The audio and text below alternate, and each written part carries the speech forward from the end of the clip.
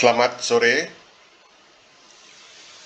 bertemu kembali pada mata kuliah ekowisata bagi mahasiswa semester 4 program studi manajemen sumber daya perairan. Pada pertemuan minggu ini, kita akan membahas modul 3 dengan topik ekowisata dan kaitannya dengan tipe-tipe pariwisata lainnya. Pada modul ini memperkenalkan beberapa tipe pariwisata dan kaitannya dengan ekowisata atau memposisikan ekowisata dalam praktek-praktek beberapa tipe pariwisata lainnya. Modul ini kita bahas dalam satu kali pertemuan pada minggu kelima ini.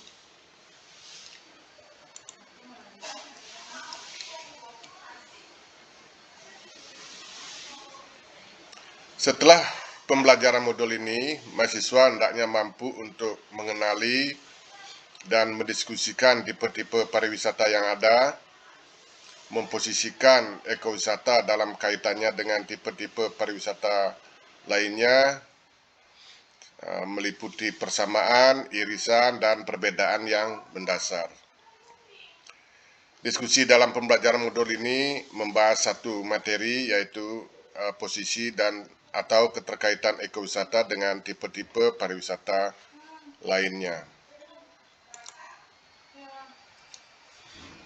Kita mulai ke materi pokoknya, posisi dan keterkaitan ekowisata dengan tipe-tipe pariwisata lainnya.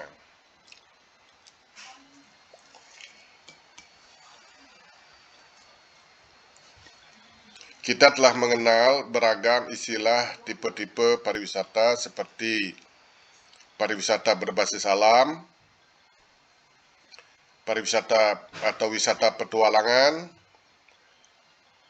pariwisata alternatif, trekking, pariwisata berbasis masyarakat, ada juga desa wisata, pariwisata berkelanjutan, dan pariwisata 3S yang terkait dengan wisata bahari, yaitu pariwisata terkait dengan laut, pasir, dan matahari, sea, sand, and sun.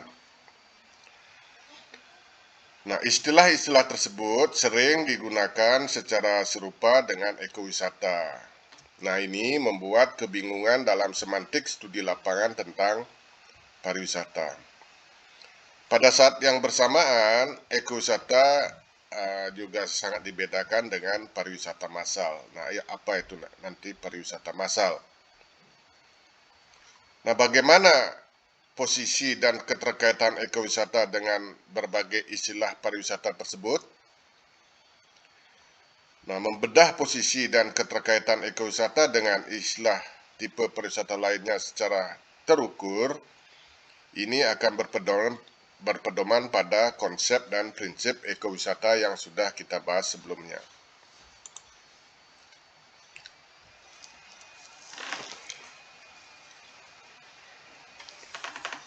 Pertama, kita akan bahas ekowisata dan pariwisata berbasis alam. Pada awalnya, ekowisata tidak dapat dibedakan dari pariwisata berbasis alam atau pariwisata berorientasi alam atau pariwisata alam. Ini karena sama-sama membawa nama alam. Nah, namun dalam perkembangannya, ekowisata dapat dibedakan secara mendasar dari pariwisata alam.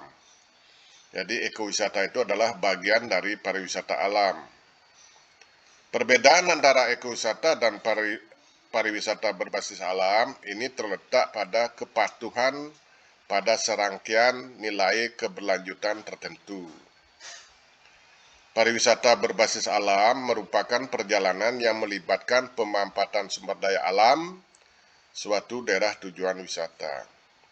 Tidak semua pariwisata berbasis alam atau pariwisata alam memenuhi nilai keberlanjutan atau memenuhi prinsip ekowisata. Oleh karena itu, terdapat irisan antara ekowisata dan pariwisata berbasis alam. Yang jelas bahwa ekowisata adalah termasuk pariwisata berbasis alam, tapi tidak semua pariwisata berbasis alam termasuk ke dalam tipe ekowisata. Nah, ini terletak daripada prinsip-prinsip ekowisata yang sudah kita pelajari. Berikutnya adalah ekowisata dan pariwisata petualangan. Apakah ekowisata sama dengan pariwisata petualangan? Nah, ekowisata berbeda dengan wisata petualangan, tetapi ada irisannya. Sebagian ekowisata termasuk pariwisata petualangan, dan sebagian dari pariwisata petualangan termasuk dalam ekowisata. Kembali lagi, apakah pariwisata petualangan ini memenuhi prinsip ekowisata atau tidak, itulah yang membedakannya. Tapi pada intinya, wisata petualangan dibedakan dari ekowisata pada 3 faktor. Pertama, elemen risiko. Dalam pengalaman wisata, ya, dalam petualangan, elemen risiko dalam pengalaman wisata lebih tinggi pada wisata petualangan daripada ekowisata. Pada ekowisata tidak melibatkan kegiatan yang berisiko tinggi. Sedangkan pariwisata petualangan ini melibatkan beberapa elemen risiko. Misalnya petualangan arum jeram, ya, petualangan pegunungan, itu tentu ada lebih besar risikonya daripada ekowisata. Yang kedua adalah tingkat aktivitas fisik yang lebih tinggi oleh peserta pada wisata petualangan daripada ekowisata. Nah, sehingga kegiatan petualangan ini umumnya dilakukan oleh anak usia muda, artinya mempunyai kondisi fisik yang baik, karena di situ akan melibatkan beberapa aktivitas fisik. Berbeda dengan ekowisata, tidak melibatkan aktivitas fisik yang lebih tinggi. Yang ketiga adalah kebutuhan akan keterampilan khusus. Ini juga lebih tinggi pada wisata petualangan daripada ekowisata. Jadi misalnya untuk melakukan aktivitas wisata petualangan diving atau wisata petualangan arum jeram tentu membutuhkan keterampilan khusus.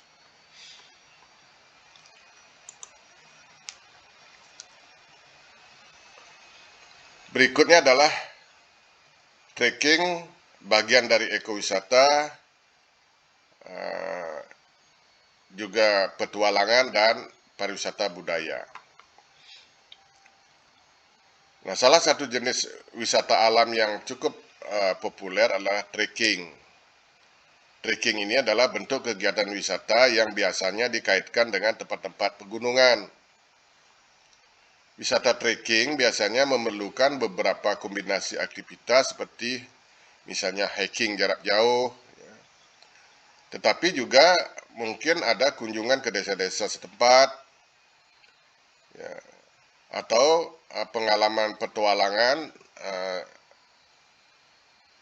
yang di dalamnya terdapat juga pengalaman petualangan seperti menyeberangi sungai dan juga apresiasi alam dan pemandangan. Oleh karena itu, trekking dapat digambarkan sebagai campuran yang menggabungkan antara elemen-elemen wisata budaya, ekowisata, dan wisata petualangan. Jadi dia berada pada irisan ketiga jenis pariwisata ini.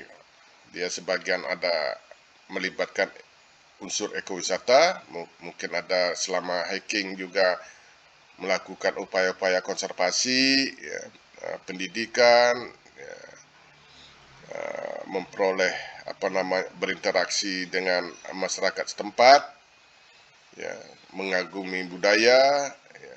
kemudian juga aspek-aspek petualangan. Jadi dia wisata trekking ini adalah irisan ketiganya. Berikutnya adalah ekowisata berbeda dengan pariwisata 3S, Sea, Sand, and Sun. Pariwisata 3S jelas cocok dalam kategori pariwisata berbasis alam.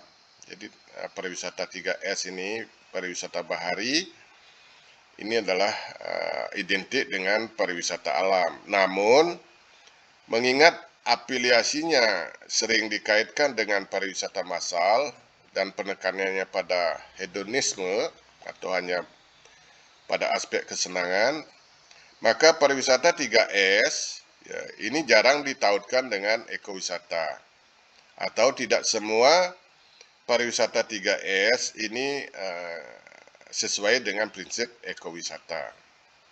Namun, ada satu kelompok besar kegiatan pariwisata 3S yang sesuai dengan ekowisata, antara lain scuba diving, snorkeling, wisata kapal selam, pengamatan paus, pengamatan lumba-lumba, dan pengamatan biota laut lainnya, di mana dalam kegiatan ini jika memenuhi kaedah-kaedah ekowisata seperti aspek konservasi, edukasi, ya, dan dampak lingkungan yang minimal. Nah, kegiatan-kegiatan tersebut umumnya terkait dengan liburan berorientasi 3S, namun dapat sepenuhnya konsisten dengan definisi ekowisata yang diterima secara luas jika kegiatan tersebut berfokus pada pengamatan lingkungan laut dan dilakukan secara berkelanjutan.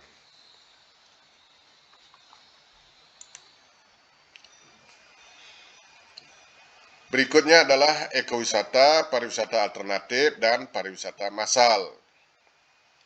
Apa itu pariwisata alternatif? Pariwisata alternatif ini adalah bentuk pemisahan dari pariwisata massal. Ya, bentuk pemisahan dari pariwisata massal, alternatifnya disebut pariwisata alternatif. Pariwisata alternatif adalah bentuk pariwisata yang konsisten dengan nilai alam, sosial dan masyarakat, dan yang memungkinkan baik tuan rumah maupun turis menikmati interaksi serta memperoleh pengalaman yang positif dan bermanfaat. Oleh karena itu, ekowisata dapat diasumsikan menjadi bagian atau menjadi salah satu bentuk wisata alternatif. Ya, dalam konteks definisi ini, ekowisata bisa sebagai bentuk daripada pariwisata alternatif yang berbeda dengan pariwisata massal yang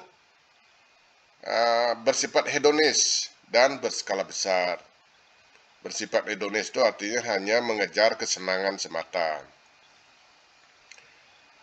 Nah, beberapa fitur dari wisata alternatif, ya, ini yang juga konsisten dengan prinsip-prinsip dan konsep ekowisata. Pertama, adanya upaya pelestarian, perlindungan, dan peningkatan kualitas sumber daya yang fundamental bagi pariwisata itu sendiri. Yang kedua, adanya pembinaan dan promosi aktif pembangunan dalam kaitannya dengan tambahan atraksi dan infrastruktur, tetapi dengan tetap berbahan lokal ya, dan dikembangkan dengan cara yang melengkapi atribut-atribut lokal, jadi selaras dengan alam setempat. Yang ketiga, adanya dukungan infrastruktur sehingga pertumbuhan ekonomi akan meningkatkan kondisi lokal dan tidak melebihi daya dukung lingkungan alam atau batas lingkungan sosial, di mana kualitas kehidupan masyarakat terkena dampak negatifnya. Yang keempat,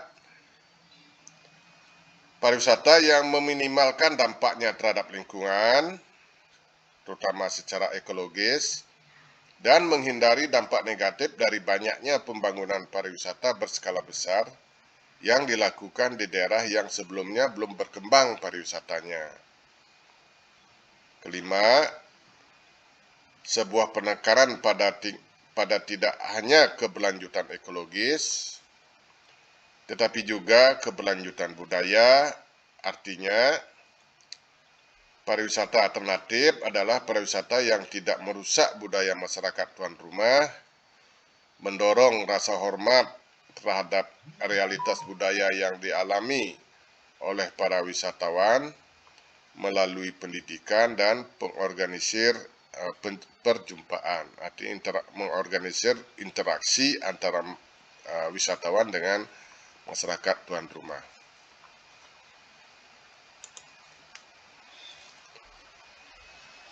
Nah, kita bisa memahami lebih detail tentang perbedaan ekowisata dengan pariwisata massal.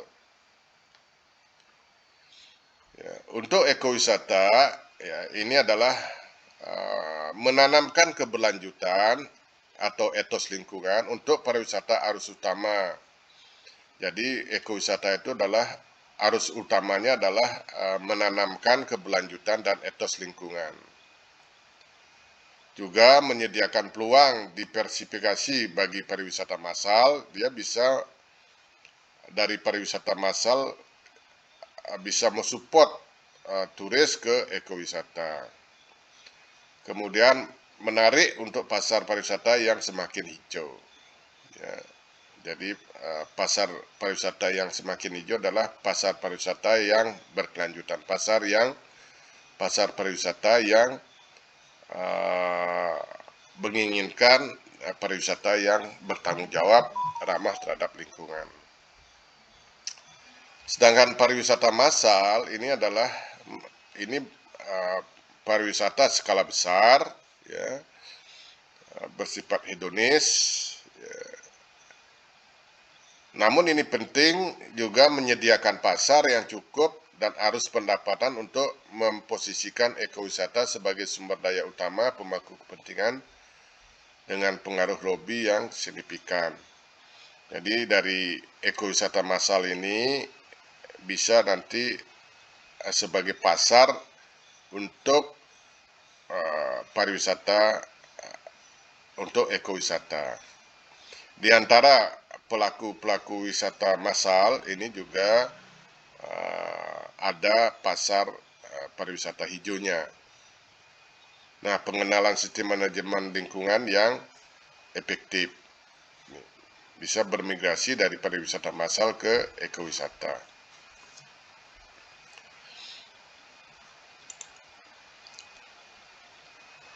Berikutnya adalah ekowisata dan pariwisata berkelanjutan.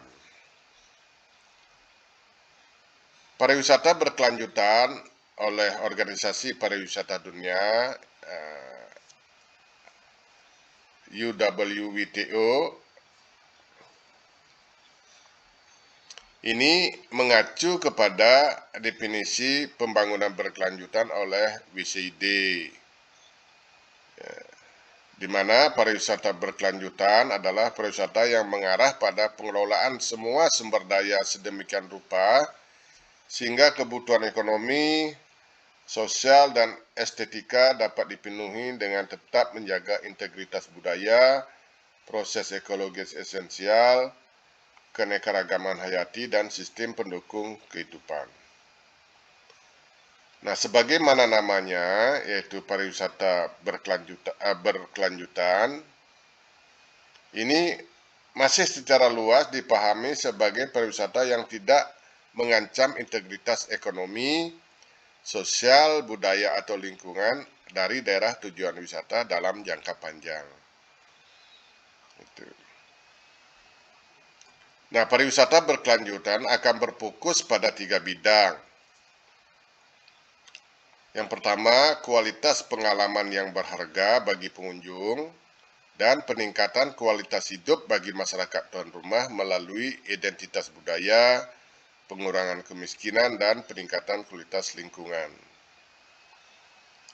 Yang kedua, ada kesinambungan, yaitu eksploitasi atau pemanfaatan sumber daya dilakukan pada tingkat optimum yang memungkinkan pelestarian dan regenerasi sumber daya alam. Dan ketiga, adanya keseimbangan antara kebutuhan industri pariwisata, perlindungan lingkungan, dan masyarakat lokal dengan pembagian manfaat yang merata di antara pemangku kepentingan. Inilah tiga fitur fokus utama dari pariwisata berkelanjutan. Oleh karena itu, ekowisata ini dapat dimasukkan sebagai salah satu pariwisata berkelanjutan. Jadi kalau melihat dari tiga fokus bidang dari pariwisata berkelanjutan ini, maka ekowisata dapat dianggap atau dimasukkan sebagai salah satu jenis dari pariwisata berkelanjutan. Berikutnya adalah ekowisata dan pariwisata berbasis masyarakat. Pariwisata berbasis masyarakat telah diakui sebagai bentuk lain dari pariwisata alternatif. Ya, jadi pariwisata alternatif itu salah satunya adalah pariwisata berbasis masyarakat. Pariwisata berbasis masyarakat terjadi ketika keputusan tentang kegiatan pariwisata dan pengembangannya didorong oleh komunitas tuan rumah. Ya, jadi perlu diperhatikan bahwa pariwisata berbasis masyarakat itu inisiatifnya berada pada masyarakat dan begitu juga pengembangan dan pengelolaannya dilakukan oleh komunitas tuan rumah.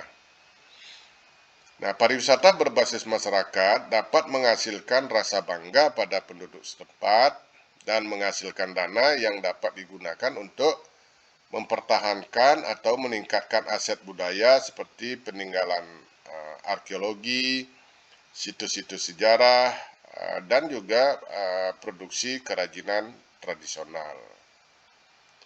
Nah, berdasarkan konsep ini, maka pariwisata berbasis masyarakat adalah cara ekowisata beroperasi. Ya, jadi ada irisan antara pariwisata berbasis masyarakat sebagai pariwisata alternatif dengan ekowisata. Namun tidak semua pariwisata berbasis masyarakat ya sebagai wisata alternatif ini dapat digolongkan sebagai ekowisata. Karena tidak semua pariwisata berbasis masyarakat ini berbasis pada alam atau berbasis pada konservasi dan pendidikan. Bisa jadi pariwisata berbasis masyarakat ini adalah pariwisata berbasis budaya. Sehingga tidak semua pariwisata berbasis masyarakat dapat digolongkan sebagai ekowisata. Nah, selanjutnya adalah ekowisata dan desa wisata.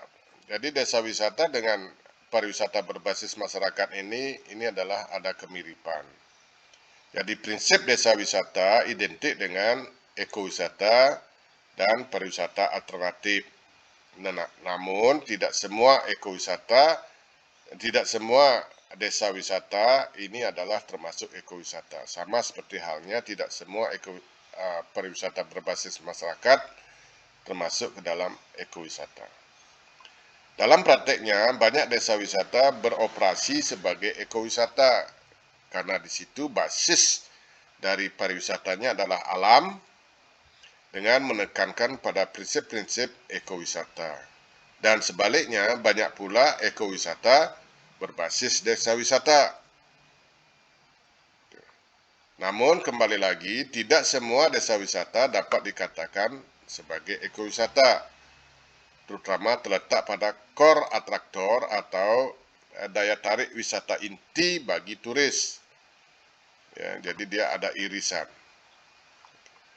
Nah, dapat digambarkan bahwa desa wisata adalah bagian dari ekowisata dan ekowisata juga bagian dari desa wisata.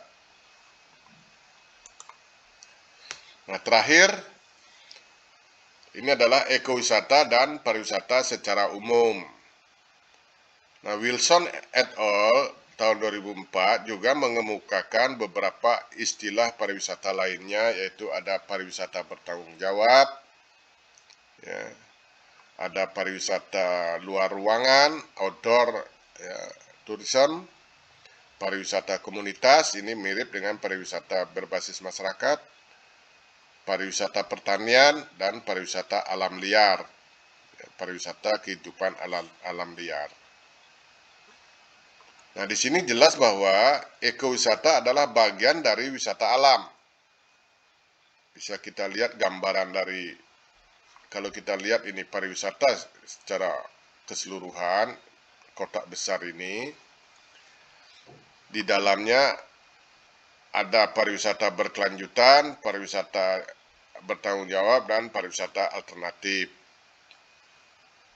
Ya. Nah, ekowisata adalah bagian dari pariwisata berkelanjutan, pariwisata bertanggung jawab, dan pariwisata alternatif. Begitu juga ekowisata adalah bagian dari pariwisata alam. Gitu.